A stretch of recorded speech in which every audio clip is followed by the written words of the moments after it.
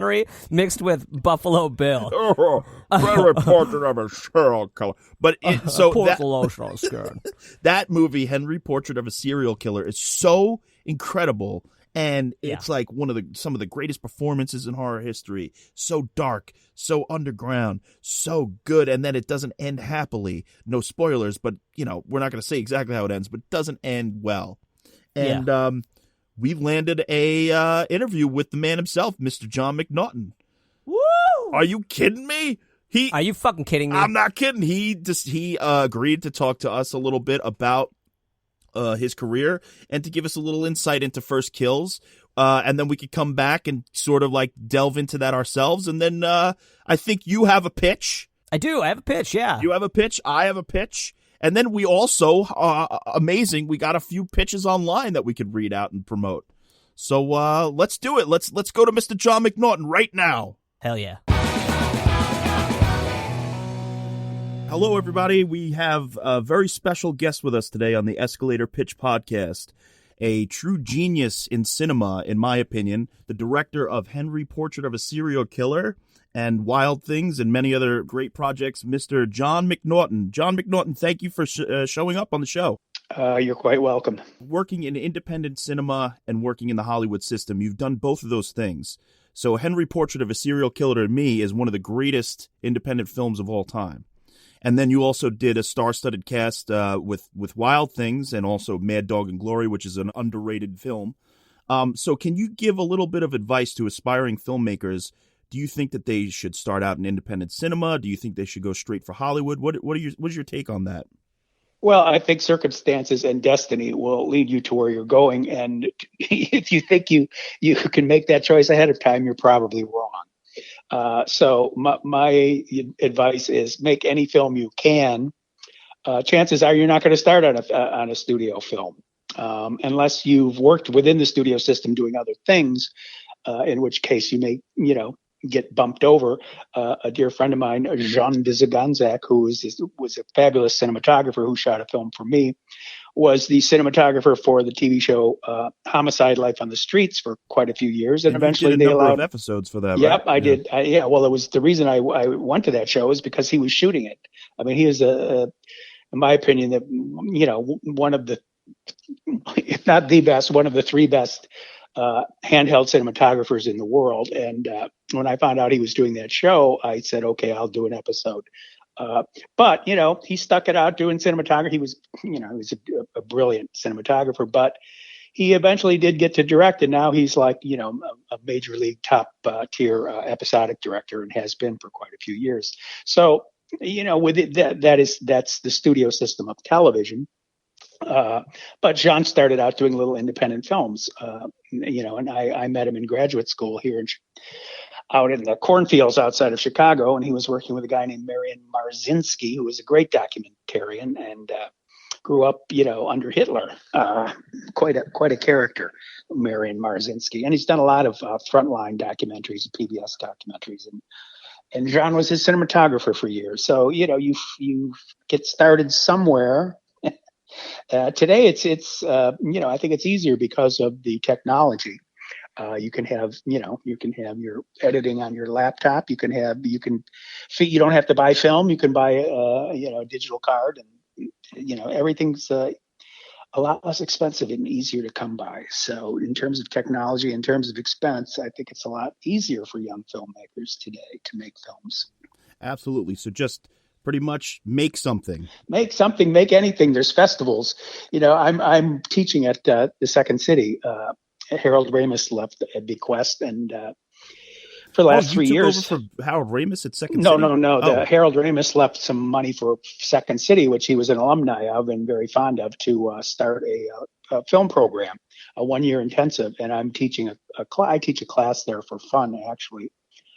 So I see, but the kids come for 1 year. They generally have a bachelor's degree. They've been through college, mostly, but some had gone off and had lives for 5 or 10 years and decided that's not what they wanted to do. They want to come back and become filmmakers. And the emphasis here is on comedy, but it is filmmaking, and they have to over the course of a year, make a short film. But once you make that, I mean, there's festivals for short films, there's festivals for comedy, there's festivals for every kind of film you could make, and then you take it out into the festival world. And maybe you get lucky and you get noticed in some, and you can get employed at some point. So, do you change up your directing style dependent on budget or what kind of actor you're working with? If they're like a more well-known person or a lesser well-known person, do you or are you just straight through always the same McNaughton touch? Well, I tailor the style to the material, what serves the story you're telling. But of course there are differences. I mean, we made Henry for $111,000. And fortunately, but in those days, nobody was in a union, and so there was no restrictions on how long we could work, or how what travails we could put the poor crew, which was like between 3 and 5 people on any given day. And so we shot 28 days straight with no days off, and one day we shot 26 hours. Whoa. But you're young and you do what you have to do to get it done. So you work you work in one sense. And everyone always said to me, if you had more money for Henry, what would you have done?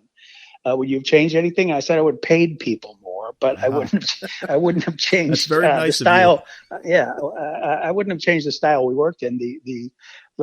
Our lack of funds in many ways kept us disciplined, and we had to be, think creatively always, rather than just throw money at problems. And so that was that film. But then, a film like Wild Things, we had more than enough money, and that was great. It's great. Oh, I need 2 techno cranes today. Fine, no problem. Oh, amazing. And we were going to shoot 5 cameras today. Okay, so 5 camera crews. Line them up. So each has its advantages. The great thing about Henry was, the late Waleed Ali, who was their 2 Ali brothers were my financial benefactors, and they had a video distribution company, so they distributed the film. But when I eventually gave him the script, he never read it, and I called him because I needed a go ahead and a check. And I said, Waleed, have you read the script yet? And his exact words to me were, "No, John, but I'm sure it's fine." And so I just assumed, there was nobody over my shoulder. That was the group of people making the film, doing the best they could possibly do. None of us were very experienced, but we were certainly enthusiastic and hopefully gifted. And, we made it to our own lights. I mean, there was no compromise on that film. And eventually there could have been, when the MPAA got a hold of it, had they asked for cuts, I'm sure the Ali brothers would have made the cuts to get a more favorable rating and, a chance to make more money. But the MPAA was so mortified by the film. I had the conversation with the lady. She said, I said, well, what do you want us to cut? Because I didn't want to cut anything. It was already 83 minutes. And she said, Mr. McNaughton, after watching this film, we've decided there's nothing to cut. There's nothing you can do to this film to change the rating. We object to the overall moral tone. And so I mean, it was bad news for the Ali brothers and financially, but I was completely happy with the decision because that film has never had one frame change from the day we made it, from the day we turned in the final cut. And so that's great. When you get $30 million, you're not going to you're going to have people offering their opinions, quite a few of them. Oh, sure. And you have to listen to whom you have to listen to and pick your battles. But for Wild Things, I want to thank you, first of all, for one of the greatest sapphic love scenes in the history of cinema. And also, on the flip side of that, you included, or the studio allowed you to include a snapshot of Kevin Bacon's penis. So that was very that fair was an of accident. You. Oh, it was an accident. An accident. Yep. Wow. That's quite an accident. I remember when that movie came out, that was a big deal. And so with that movie, that's a very mainstream movie with a lot of strong sexual content. Did you run up against any, adversaries at the studio or anything like that who wanted to tame it? No, that was, we shot the script. They were, Peter Guber was the executive in charge. We made it for his company, Mandalay, but Mandalay was funded by Sony. We never, and the MPAA, everyone, we kind of knew we were pushing it right up to the edge. Totally. But we didn't cross it. That, as I say, that the scene with Kevin Bacon, which full frontal was, we shot, I don't know, I think 5 or 6 takes. And as he stepped out of the shower, Matt threw him the towel, and the towel was always intended to cover him. And 5 of the 6 takes it did. One take, the timing was off, and it didn't cover him, and he was exposed. So that was an outtake as far as any of us were concerned. Wow. Until I went in the cutting room, and I've worked with the same editor for years, Elena Magadini. She did from Henry through most of the films I've done. She eventually won the Emmy for the pilot of Dexter. But so we walked into the cutting room, and she showed the scene, and there's take 6, which is the one we weren't supposed to use, or whatever take it was. And he was fully exposed, full frontal nude. And Elena, what's you're not. And she just put her foot down. She goes, "You got this movie, and there's all these nude women, and there's all this sex, and when it comes time for that, we have something to look at. You guys better." We just said, okay. Let's see how Kevin feels. And Steve Jones called Kevin Bacon and said, "Well, Kevin, he goes, how do I look?" And he goes, "You look fine." He goes, "No problem." So that's how that happened. Wow, that's very that's an amazing story. I mean, for a star of that magnitude at that time to do something like that, it pushed so many boundaries in my opinion. And I think that's what you need to do in this day and age, is push boundaries in that kind of way. And you're a trailblazer.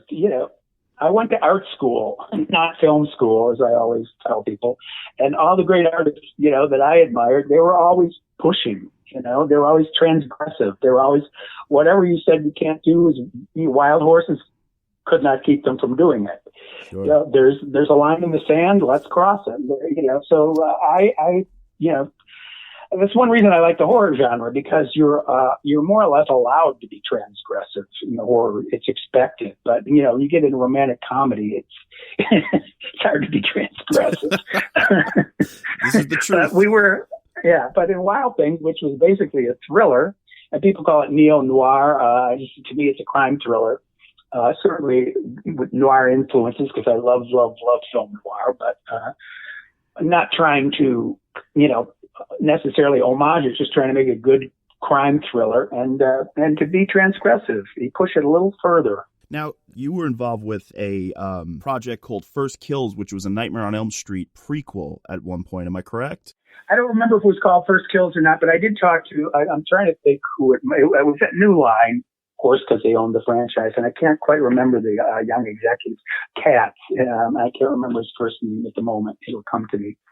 He's no longer there, and he was there briefly, and I met him through a friend, and he was a pretty cool guy. And, we're talking, well, what could you do at New Line, this, that. I somehow, it was in the air that they were talking about a Freddy prequel.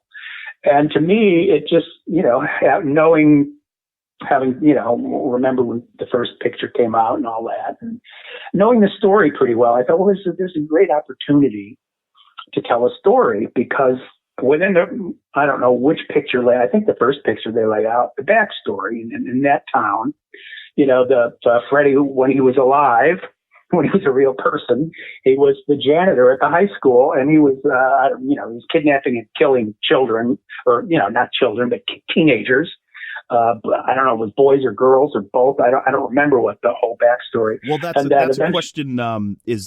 What was Freddy Krueger just a child murderer, or is he also a pedophile? Because that, not that look, hey, both are horrible, but one takes it a step further. Yeah, one. Well, so the point being is there was I don't know how good I am with the supernatural. I'm good with the natural. And I eventually met Wes Craven at the Masters of Horror dinners and stuff, and he was really a lovely man, really bright and funny and humble and a cool guy, and he was good at what he did, and that I think I love that film, and but for me, I've never, I don't know, fantasy. I've never really tried it very much. And I don't know, but I'm good at realism, I think. And there was a real story to tell there about, Freddy being the janitor at the high school, and whether he was molesting the teenagers or murdering. Certainly, he was murdering them. Whether it would be up to the filmmakers how far they wanted to go, etc. But the idea that there was that real story to tell, and the townspeople eventually, figured it out and threw him in the furnace.